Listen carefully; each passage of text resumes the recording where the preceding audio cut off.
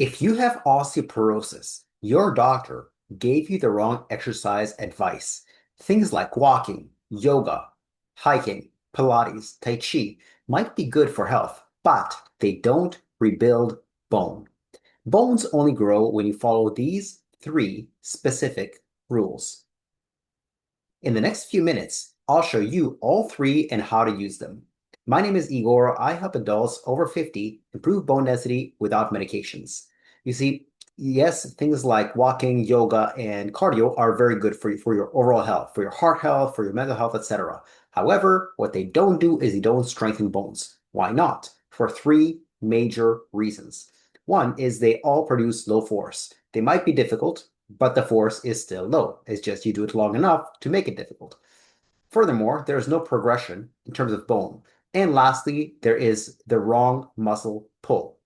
So rule number one of reversing your osteoporosis is progressive load. Okay, not just load, but progressive load. So if you currently have osteoporosis, you start doing strength training, but you never improve yours. You never increase the amount of weight you're lifting, the number of reps you're doing, etc. You'll just maintain low bone density, which is better than declining for sure, but it's better to increase than to maintain. What you want to do is increase. You want to reverse your osteoporosis. So if you have osteoporosis and you gradually increase your weights over time, you'll be able to reverse your osteoporosis, either partially or fully. Rule number two is directional muscle pull. Bones only get stronger at the very, very spot where the muscle pulls on them. So if you're overall active, but you're not working the exact muscles that pull on the bones where you have the lowest T-scores, those T-scores will not improve. At best, again, they will just stabilize. At worst, they'll continue declining.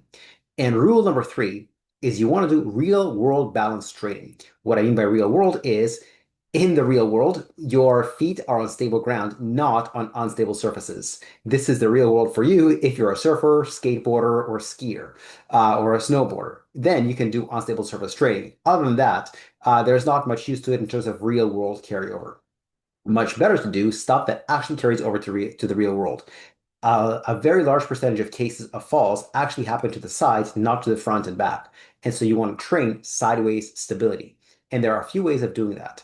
One way is to do an exercise called lateral weight shifts. So if you look at this woman, you stand on one leg and you shift from one foot to the other, like a teeter-totter for about 30 seconds.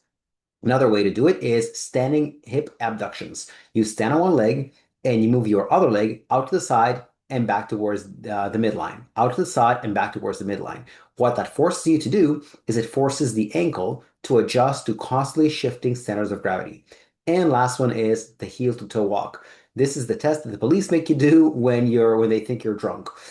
These actually carry over to real life and actually prevent fractures. If your plan doesn't include all three, which is progressive load, directional muscle pull, and real world balance training, it won't reduce your risk of fractures. If you want to dive way deeper into this, I have a special video called the Stronger Bones Checklist, 6 steps to improve bone density naturally. It's not available on YouTube, but it is available for free to people who watch this video.